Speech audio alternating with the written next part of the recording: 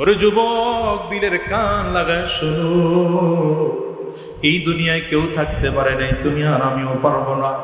আমি তো বলি আমরা ধীরে ধীরে ধীরে ধীরে মুরব্বী হারা হয়ে যাচ্ছি। মুরব্বীরা আমাদেরকে ছেড়ে ধীরে ধীরে রবের কাছে চলে যাচ্ছে। আর এমন করতে করতে এমন একটা সময় আসবে যেদিন উলামায়ে কেরাম সমাজের মধ্যে থাকবেন না। গোটা সমাজ থেকে আল্লাহ তাআলা উলামায়ে কেরামদেরকে উঠিয়ে নেবেন। সেই দিন আল্লাহ পাকের ইলম উঠে যাবে। সেই দিন গোটা পৃথিবীর মধ্যে আর আলেম থাকবে না, দিনদার সেদিন থাকবে না, কোরআনওয়ালা সেদিন থাকবে না, ঈমানওয়ালা সেদিন থাকবে না। মনে রাখবা, সেই দিন যদি ঈমানদার না থাকে, কোরআনওয়ালা না থাকে, এই দুনিয়া আর থাকবে না, কিয়ামত হয়ে যাবে।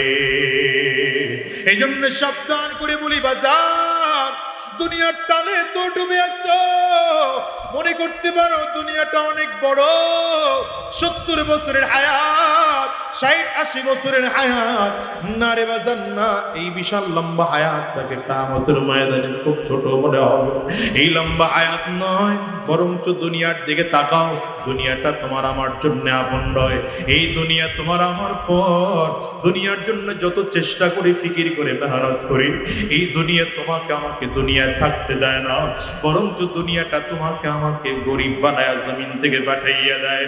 দুনিয়ায় কত টাকাওয়ালা, কত পয়সাওয়ালা, কত টাকা অর্থ সম্পদের মালিক আজকে রাস্তার পাশে ঘুমায়, 3টা টুকরা কাপড়ের প্যাকেট বানাইয়া মাত্র 3.5 হাত পাটির মধ্যে তারা শোয়া রাখছে। বাজার এমন আছে না নাই? চিৎকার করে জোরে জোরে বলো। আমি তো বলি, যেই টাকা যেই বাড়ি গাড়ির জন্য তুমি মেহনত করলা, ফিকির করলা, দেখো তো তাকাইয়া আমার দেশের মানুষগুলো যারা বাড়ি করে, বাড়ি করার আগে কোন ইঞ্জিনিয়ারকে দিয়ে এটার প্ল্যানিং করাইলে ভালো হবে, খুঁজে খুঁজে সেই ইঞ্জিনিয়ারকে দিয়ে প্ল্যানিং করায়। কোন কোম্পানির রড কিনলে বাড়িটা ভালো হবে, খুঁজে সেই কোম্পানির থেকে রড কিনলা। খুঁজে খুঁজে কোন কোম্পানির সিমেন্ট কিনলে ভালো হবে, খুঁজে খুঁজে সেই কোম্পানির থেকে সিমেন্ট কিনলা। কোন মিস্ত্রিকে দিয়া কাজ করাইলে বিল্ডিংটা ভালো হবে, খুঁজে খুঁজে সেই মিস্ত্রিকে দিয়া কাজ করাইলা। কিন্তু একটা বারের জন্য কি ফিকির করেছিল যুবক, এই বাড়িটা কার জন্য তুমি করো? তুমি যেই নিজে বাড়িটা করতেছো, 5 বছর 10 বছর সময় লাগাইয়া বাড়িটা তৈরি করলা, এই বাড়িটা তুমি থাকতে পারলা না, বাড়ির থেকে বিদায় হয়ে গেল। এই বাড়িটা তোমার সন্তান মালিক হয়ে সে ভোগ করতেছে, অথবা তার সন্তান মালিক হয়ে এখানে ভোগ করতেছে। আমি তো হিসাব করে দেখি, এই যে কয়েকদিন আগে আমি আর নিজের ঘর দেখতেছিলাম, বাচ্চা 2টাকে সাথে নিয়ে আমার ঘর দেখতেছি, কাজ চলতেছে। ছোট বাচ্চাটা বুঝে না, বলতে বলতে বলে ফেলছে, আব্বু মরে গেলে তো বাড়িটা আমাদেরই হবে। এই জন্যে আকলটাকে পরিচালনার জন্য কোরআন লাগবে। আকল পরিচালনার জন্য কি লাগবে? এই জন্য আল্লাহ কোরআন পাঠিয়েছেন। শুধু 114 সূরাওয়ালা কোরআন, 30 পারাওয়ালা কোরআন। আবার শুধু কোরআন আল্লাহ তাআলা পাঠান নাই, কোরআন তো রবের কালাম। গোলাম যদি কোরআনের ভাষা না বুঝে, এই জন্য কোরআনের সাথে উস্তাদ পাঠিয়েছে। কে উস্তাদ? কে কোরআনের উস্তাদ? কে কোরআনের? আল্লাহ তাআলা নিজেই বলেন, هو الذي بعث في الأميين رسولا هو الذي بعث في الأميين رسولا منهم يتلو عليهم آياتي। আমি আমার মূর্খদের মাঝে আমার নবীকে পাঠাইলাম। আমার নবীর প্রথম দায়িত্ব হলো কোরআনুল কারীম তেলাওয়াত করে গোটা জাতিকে তারা শোনাবে। আমার নবীকে আল্লাহ তাআলা জমিনের মধ্যে পাঠিয়েছেন। নবীর প্রধান দায়িত্ব, প্রধান কাজ হলো জাতিকে কোরআনুল কারীমের তিলাওয়াত করে করে শোনানো, কোরআনের তিলাওয়াত গুলো শেখানো। তার মানে আল্লাহ তাআলা প্রথমেই বুঝাইতে চাইলেন, দুনিয়ার মানুষ, যদি আমার খুব প্রিয় বান্দা হতে চাও, তাইলে কোরআনের বিকল্প নাই। এজন্য মানুষ যদি মানুষ হতে চাও, তাইলে 1 নম্বর আকল দিয়ে গুনাহ থেকে বেঁচে থাকো। যদি আকল গুনাহ থেকে বেঁচে থাকার জন্য যথেষ্ট না হয়, আল্লাহ বলেন, তাইলে আমি আল্লাহ তাআলা 30 পারাওয়ালা কোরআন তোমার কাছে দিলাম, 114 সূরাওয়ালা কোরআন তোমার সামনে দিলাম। এই কোরআনুল কারীম যদি না বুঝো, তাইলে আমার নবীকে তোমার কাছে পাঠাইলাম। নবীর মাধ্যমে কোরআন বুঝে বুঝে বুঝে বুঝে তারপরে আমল করে জান্নাতি হইয়া জমিন থেকে বিদায় নাও। এই কোরআন নাজিল হওয়ার পরে একদল ইমানদার হয়ে গেলেন আর একদল বেঈমান হয়ে গেল। এই কোরআন নাজিল হওয়ার পরে আবু বকর সিদ্দিক রাদিয়াল্লাহু আনহুর মতো মানুষ পৃথিবীর দামি মানুষ হয়ে গেলেন। নামে কাছাকাছি মিল থাকলেও আবু জাহাল কিন্তু জাহান্নামের আসামি হয়ে গেল।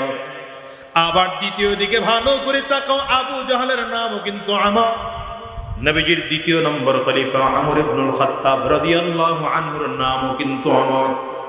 দুইজনের নাম আমর। একজন জান্নাতের মেহমান হয়ে গেলেন কোরআন ধরার কারণে, আরেকজন কোরআন ও নবীর বিরোধিতা করার কারণে জাহান্নামের আসামি হয়ে জমিন থেকে বিদায় হয়। ঠিক না? এই আমর রাদিয়াল্লাহু আনহু কি জানো? দুনিয়ার মানুষ হযরত ওমর রওনা করেছেন নবীজির মাথা আনার জন্য তরবারি উলঙ্গ তরবারি লইয়া, রাহমাতুল লিল আলামিনের দরবারে রওনা করে প্রতিমধ্যেই জানতে পারে বোন আর বোন জামাই কালিমা পড়ে মুসলমান হয়ে গেল। বাড়িতে রওনা করলেন, দরজার উপরে লাথি মেরে দরজা ভেঙে ঘরের মধ্যে ঢুকে তাকিয়ে দেখলেন বোন আর বোন জামাই কোরআন পড়ে। বোন আর বোন জামাইকে মারতে শুরু করলেন তার বাড়ির বাঁট দিয়া। বোন সামনে এসে দাঁড়িয়েছেন, ভাইরে আমারে মারে মেরে মেরে জমিন থেকে বিদায় করে দাও। আমার আল্লাহকে রব বলে মেনেছি, নবীকে নবী বলে মেনেছি, জীবন চলে যাবে ঈমান ছাড়তে রাজি না। হযরত ওমর রাগের কারণে থাপ্পড় মারলেন বোনের গালে, ঠোঁট ফেটে রক্ত পড়তে শুরু করলো। বোনের রক্তের দিকে তাকিয়ে হযরত ওমরের শরীরটা নিস্তেজ হয়ে গেল, চোখ দিয়ে পানিগুলো পড়তে শুরু করলো। ডেকে বলল, বোন রে, যে কোরআন এতক্ষণ তোরা পড়তেছিলিস, আমার একটু কোরআনের পৃষ্ঠা বা পাতাটা দেওয়া যাবে নাকি? বোন বলে, তুমি নাপাক অবস্থায় কাউকেও দেওয়া যাবে না। হযরত ওমর তাড়াতাড়ি করলে গোসল করলেন, ওযু করলেন, পবিত্র হয়ে কোরআনের পৃষ্ঠা হাতের মধ্যে নিয়ে তিলাওয়াত করতে শুরু করলেন। তিলাওয়াত ধীরে ধীরে বাড়ায়, চোখ দিয়ে পানিগুলো টপ টপ করে করে গাল বেয়ে পড়ে। পৃষ্ঠাটা বুকের সাথে লাগাইয়া বোনের হাতটা ধরে ডেকে বলে, বোন, এই কোরআনের তিলাওয়াত যেতে হয়, আর দেরি করা যাবে না, আর দেরি করা যাবে না, আমার একটু সেখানে নিয়ে চল না, কোথায় কোরআনের তিলাওয়াতের প্রশিক্ষণ দেওয়া হয়। ধীরে ধীরে বোন আর বোন জামাইকে দুই পাশে নিয়ে নবীজির দরবারে রওনা করতে শুরু করেছে। রাহমাতুল লিল আলামিন দূর থেকে তাকিয়ে দেখেন ওমর সামনের দিকে আগাইতেছে। নবীজি বসা থেকে দাঁড়িয়ে গিয়েছেন, ওমর একদম সামনে এসে দাঁড়ালো। আমার নবী ডান হাতের শাহাদাত আঙ্গুল দিয়ে হযরত ওমরের কোমরের মধ্যে হালকা করে ধাক্কা দিয়েছে আর বলে, আমন রে, কেন আসছো? হযরত ওমর চোখ দিয়ে পানি ফেলে কান্না করতে করতে নবীজির পায়ের কাছে জমিনের মধ্যে বসে পড়েছেন। নিজের তরবারিটা নবীজির পায়ের সামনে বিছায়া দিয়ে ডাক দেয়, পয়গম্বর, এই তরবারি এতদিন কোরআনের বিরুদ্ধে চলেছে, ইসলামের বিরুদ্ধে চলেছে, বেঈমানদের পক্ষে চলেছে। আজকে থেকে এই তরবারি বেঈমানদের বিরুদ্ধে আর বেঈমানদের পক্ষে চলবে না, ইসলামের পক্ষে, কোরআনের পক্ষে, দ্বীনের পক্ষে চলবে। হযরত ওমর হাতটা বাড়িয়ে দিলেন, পয়গম্বর, হাত বাড়িয়ে দিলাম, কালিমা পড়া দেন, মুসলমান হয়ে যাব। এ দুনিয়ার মুসলমানেরা নামে তো ঠিকই মিল আছে, এক ওমর হলো আবু জাহাল, আরেক ওমর হলো ওমর ইবনুল খাত্তাব। এক ওমর জাহান্নামের আসামি হয়ে গেল, আরেক ওমর আল্লাহর জান্নাতের মেহমান হয়ে জমিন থেকে বিদায় নিল।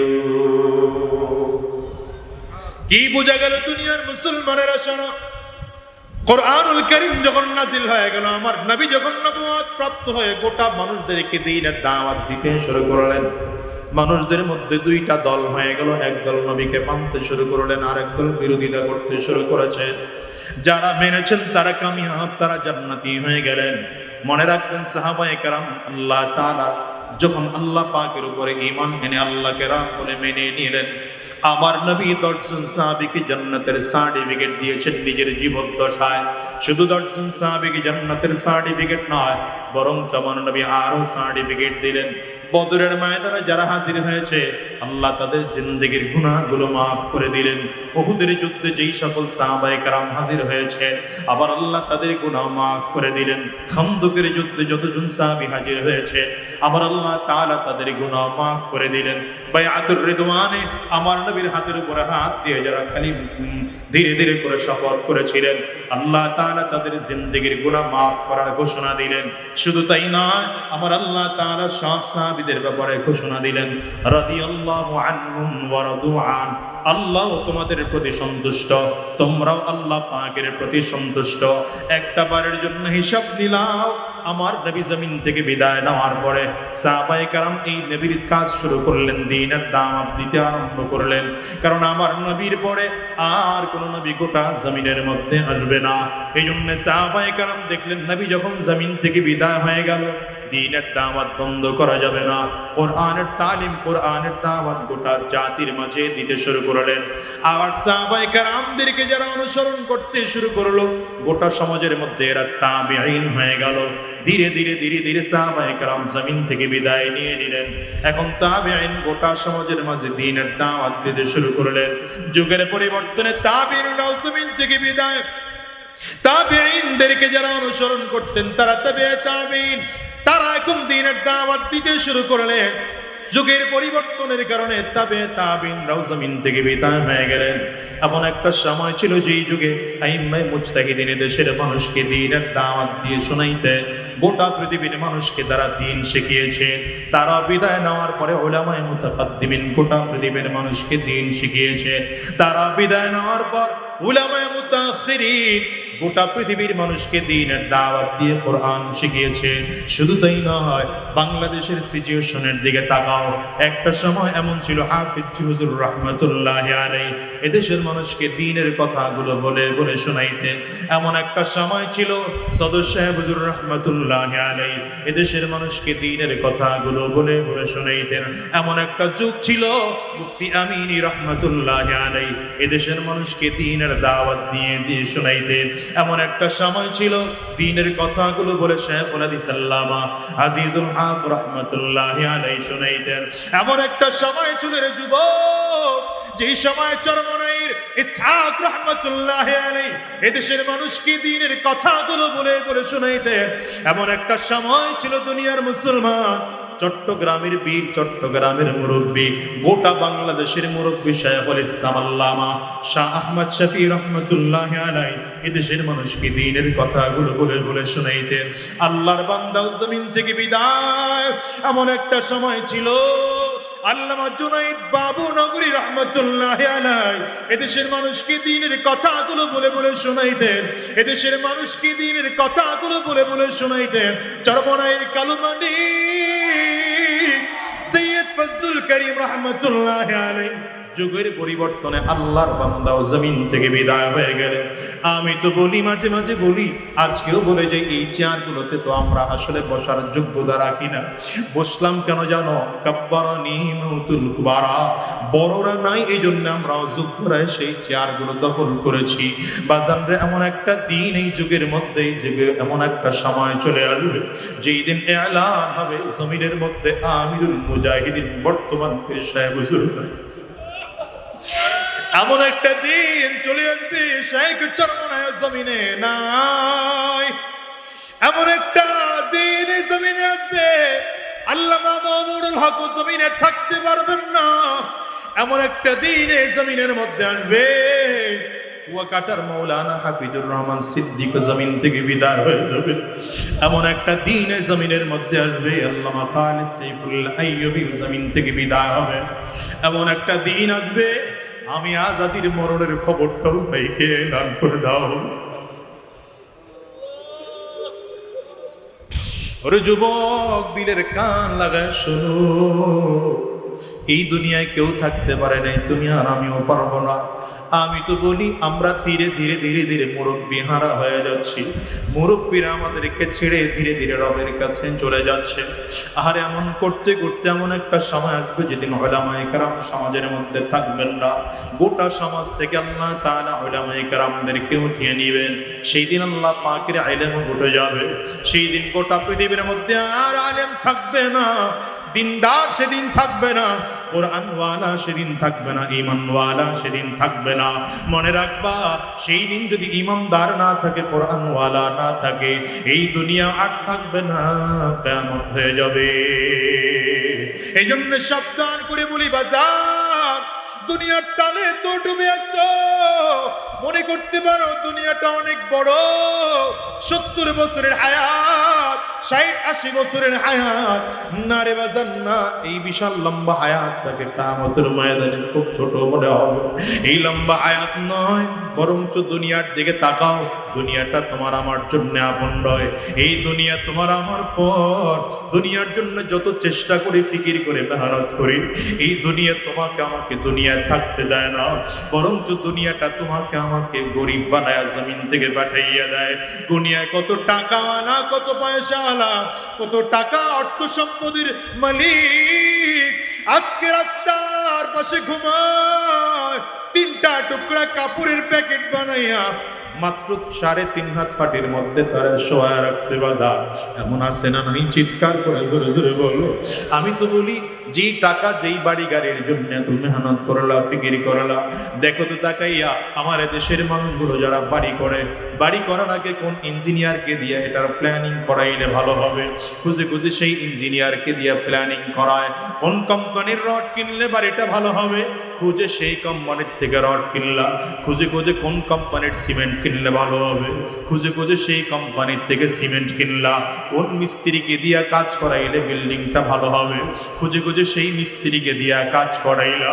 কিন্তু একটা বারের জন্য কি ফিকির করেছিল যুবক, এই বাড়িটা কার জন্য তুমি করো? তুমি যেই নিজে বাড়িটা করতেছো, 5 বছর 10 বছর সময় লাগাইয়া বাড়িটা তৈরি করলা, এই বাড়িটা তুমি থাকতে পারলা না, বাড়ির থেকে বিদায় হয়ে গেল। এই বাড়িটা তোমার সন্তান মালিক হয়ে সে ভোগ করতেছে, অথবা তার সন্তান মালিক হয়ে এখানে ভোগ করতেছে। আমি তো হিসাব করে দেখি, এই যে কয়েকদিন আগে আমি আর নিজের ঘর দেখতেছিলাম, বাচ্চা 2টাকে সাথে নিয়ে আমার ঘর দেখতেছি, কাজ চলতেছে। ছোট বাচ্চাটা বুঝে না, বলতে বলতে বলে ফেলছে, আব্বু মরে গেলে তো বাড়িটা আমাদেরই হবে।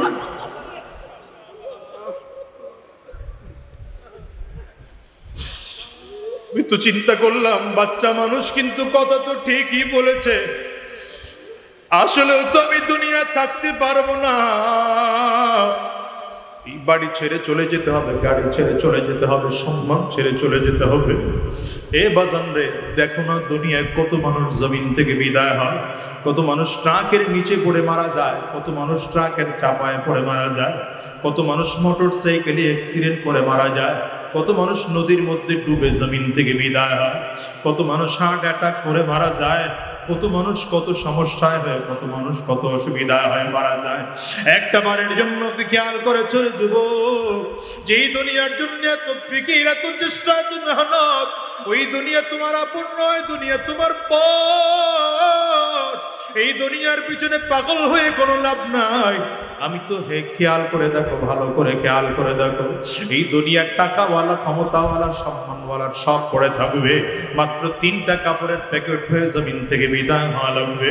বাজানরে তাকায় দেখো না, দুনিয়ার যতগুলো মানুষ আছে আজকের এই ময়দানেও যারা হাজির, সব কবরের যাত্রী। এই দুনিয়ায় কেউ চিরস্থায়ী থাকার জন্য আসে নাই রে বাজার। কারণ এই দুনিয়ার থেকে কত মানুষ সন্তানকে হারিয়ে ফেলেছে, কত মানুষ তার মাকে হারিয়ে ফেলেছে, কত মানুষ তার বাবাকেও হারিয়ে ফেলেছে, কত মানুষ তার বিবিকে হারিয়ে ফেলেছে। পর্দার আড়ালে মা বোনদের দিকে তাকাও, দেখো মা বোনরা কতজন তার স্বামীকে হারিয়ে ফেলেছে। বাজান রে, এই মজলিসটার মধ্যে এমন কোন মানুষ আছেন নাকি নিজের সন্তান আপনার জীবিত অবস্থায় মারা গেছে? সন্তান যদি হারিয়ে থাকে, একটু হাতটা উঁচা করে দেখান, আমি দেখি তো কে কে তার সন্তানকে হারাইছে। এই বাজান রে, মানুষগুলোর দিকে একটু তাকাও, এই মানুষগুলো তাদের সন্তানকে হারিয়েছে। এতগুলো মানুষ হাত তুলেছে, এদের কারো সন্তান জমিন থেকে বিদায় হয়ে গেছে। এবার একটু হাত তুলেন তো দেখি, কার মা নাই, মাকে হারিয়েছে? কার বাবা নাই, বাবাকে হারিয়েছো? বাজান হাতটা তুলে একটু দেখাও, হাতগুলো তুলে রাখো বাজান, নামাও না। আমার যুবকেরা তাকায় দেখুন মা হারা মানুষদের চোখের পানি কেমন হয়, বাবা হারা মানুষদের চোখের পানি কেমন হয়, আরে সন্তান হারা মানুষদের চোখের পানি কেমন হয়। যুবকরা এই মানুষগুলোর চেহারার দিকে একটু তাকিয়ে তাকিয়ে দেখো, মানুষগুলো চোখের পানি ফেলে হাত তুলেছে। এদের কারো গরিব মা নাই, কারো গরিব বাবা নাই, কারো সন্তান বিদায়। ও যুবকরে হিসাব মিলাও, এমন একটা দিন আসবে যেদিন তোমাকে আমাকেও জমিন থেকে বিদায় হওয়া লাগবে। আজরাইল তোমার আমার সামনে এসে দাঁড়ায় যাবে। হিসাব করে দেখো নয় কবরে তোমাকে আমাকেও যেতে হবে। সাবধান, ওই কবর বড় ভয়ঙ্কর। কবর কিন্তু বারবার করে বলে আনা বাইতুজ জুলমা, আনা বাইতুল ওয়াহদা, আনা বাইতুত তুরাব। কবর বলে আমি বড় একাকীর ঘর, আমি বড় অন্ধকার ঘর, আমার কাছে সাথী নাই বাতি নাই, দুনিয়ার কোনো কিছুই নাই, আমি শুধু চিনি আমল। ভালো আমল করে যদি আসতে পারো, কবরে বলে ভালো আচরণ করব। আর যদি ভালো আমল করে আসতে না পারো, কবর বলে আমার ডানেও মাটি, বামেও মাটি, সামনেও মাটি, পেছনেও মাটি। আমি দুই দিক থেকে কবরের মাটিগুলো একত্রিত হইয়া গুনাহগারের লাশটাকে এত জোরে চাপ মারবো, এক বদরের হাড্ডি কিন্তু আরেকটা পাজরায় নিয়ে পৌঁছাইয়ে দেব। এই বাজান গুনাহগার যখন কিয়ামতের ময়দানে দাঁড়াবে, গুনাহগার তাকিয়ে দেখবে সূর্য মাথার মুড়ো মাথ উপরে দেখা যায়, মাথার মগজগুলো সূর্যের তাপে টকবক করে করে ফুটতেছে এমন মনে হয়। আহারে জমিনটা তামার। মানুষ তাকিয়ে দেখবে জাহান্নামের আগুন, ডান দিক থেকে গুরিন গুরিন আওয়াজ দিয়ে সামনের দিকে আগায়, বাম দিক থেকে আগায়, সামনের দিকে আগায়, পেছন দিক থেকে আগায়। মানুষগুলো পাগল পাড়া হয়ে যাবে। আর ওদিকে জাহান্নাম চিৎকার করে করে ডাক দেয়, হাল মিন মাজিদ, আমারে আরো দাও, আরো দাও, আরো দাও। মানুষগুলো পাগল পাড়া হয়ে যাবে। কোথায় গেলে একটু মুক্তি পাওয়া যাবে মানুষ জানে না। কারো হাঁটু পর্যন্ত ঘাম থাকবে, কারো টাকনো পর্যন্ত ঘাম থাকবে, কারো কোমর পর্যন্ত ঘাম, কারো টাকনো হাত পর্যন্ত ঘাম, কারো কাঁধ পর্যন্ত ঘাম, কারো কেউ ঘামের সাগরের মধ্যে হাবুডুবু খাইতে থাকবে। ও বাজান, অবস্থাটা তো ভয়ঙ্কর। সন্তান বাবা মাকে চিনবে না, বাবা মা তার সন্তানকে চিনবে না, বন্ধু তার বন্ধুকে চিনবে না, ভাই তার ভাইকে চিনবে না, স্ত্রী তার স্বামীকে চিনবে না, স্বামী তার স্ত্রীকে চিনবে না। হিসাব মিলায় দেখো, ওই কবরে আপন একমাত্র কে, চিল্লায় জোরে আহারে হাসরের ময়দানে আপন কে? ওই মাওলার পাগল যদি ওই বিদায় না যায়, তাইলে দুনিয়াতেও শান্তি নাই, কবরেও শান্তি নাই। এই জন্য বলে যাই বাজান, গুনাহ ছেড়ে দাও, আরাম রাস্তা ছেড়ে দাও। যদিও তোমার আমার মধ্যে আল্লাহ তাআলা গুনাহের স্বাদ, গুনাহের মজা দিয়ে সৃষ্টি করেছে, কিন্তু আজকের ময়দান থেকে ওয়াদা করে বিদায় হও, আমরা আরাম রাস্তায় কদম বাড়াবো না, শয়তানি রাস্তায় কদম বাড়াবো না। আমার মালিকের পাগল হয়ে যাব, মালিকের গোলাম হয়ে যাব। কারণ জানো, কিয়ামতের ময়দানে জান্নাত ও জাহান্নামের জান্নাতের যত নাজ ও নিয়ামত হবে, সব থেকে উত্তম নিয়ামত হবে আমার মালিকের দিদার। একদল পাগল পুরো ময়দানে শুধু দৌড়াবে আর চিল্লাবে আর ডেকে ডেকে বলবে, আমার মালিক ওই আমার আল্লাহ। মানুষগুলো চিল্লা চিল্লায় দৌড়াইতে দৌড়াইতে হয়রান আর পেরেশান হইয়া আল্লাহ পাকের আরশে আজিমের পায়ের মধ্যে হেলান লাগায় বসে থাকবে। আল্লাহ তাআলা ফেরেশতাদেরকে ডাকবেন, ওরা কই? আমার এই বান্দাদেরকে একটু ডাকো, বান্দাদেরকে আমার মালিকের সামনে দাঁড় করায় দেওয়া হবে। আল্লাহ তাআলা পর্দার আড়াল থেকে ডেকে বলবেন, গোলাম রে, কেন দৌড়াও আর চিল্লাও? এই বান্দা বলবে, আল্লাহ তুমি তোমারে খোঁজার জন্য, তোমারে না পাওয়ার জন্য ফজরের নামাজের আজান শুনে ঘরে থাকতে পারি নাই, মসজিদে গেলাম না মালিক, তোমারে পাইলাম না। আবার জোহরে গেলাম, তোমারে পাইলাম না। আবার আসরে গেলাম, তোমারে পাইলাম না। মাগরিবে আবার গেলাম, পাইলাম না। ইশায় আবার গেলাম, মালিক তোমারে পাইলাম না। ওগো দয়ার আল্লাহ, কোথায় গেলে তোমারে পাবো?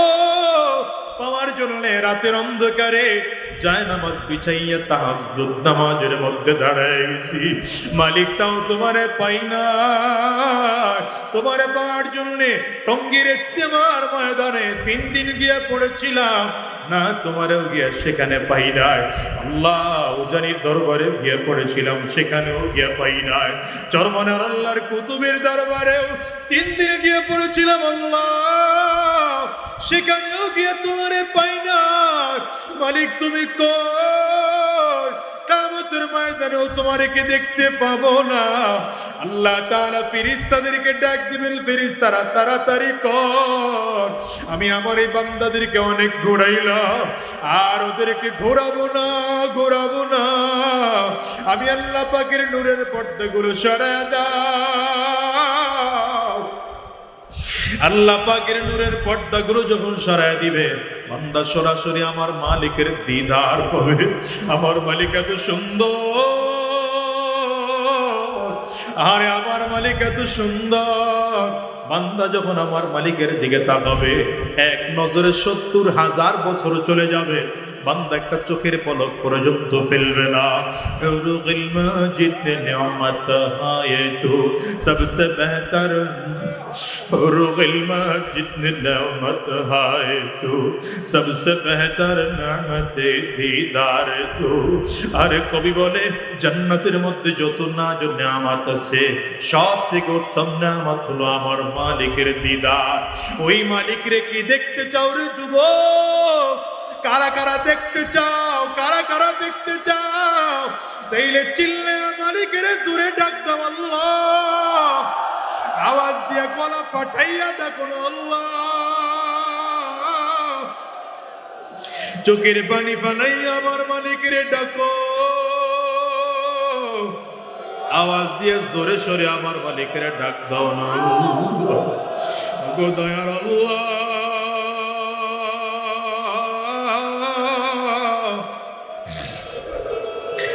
আল্লাহ তোমার গোলামদেরকে একটু তাকাও, তাকাইয়া দেখো তোমার গোলামদের চোখের কোটায় পানি, কারো চক্ষু 2টা লাল।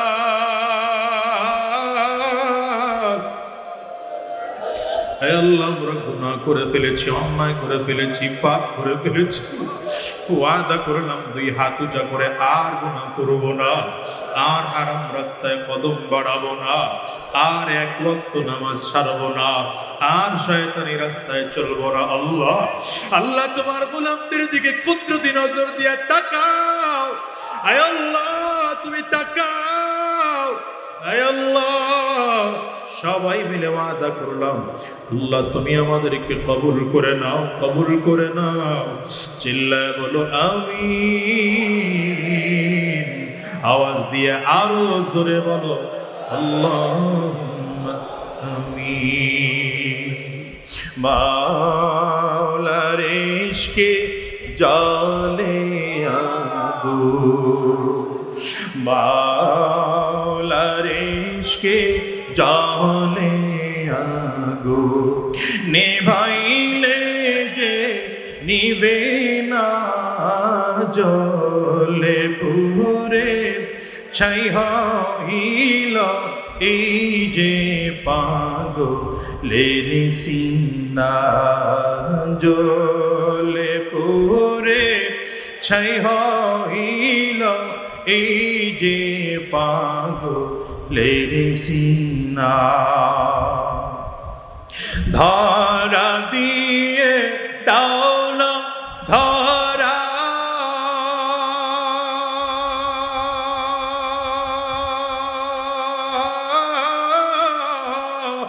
কাছে থেকেও দাও না সারা, ধরা দিয়ে দাও না ধরা,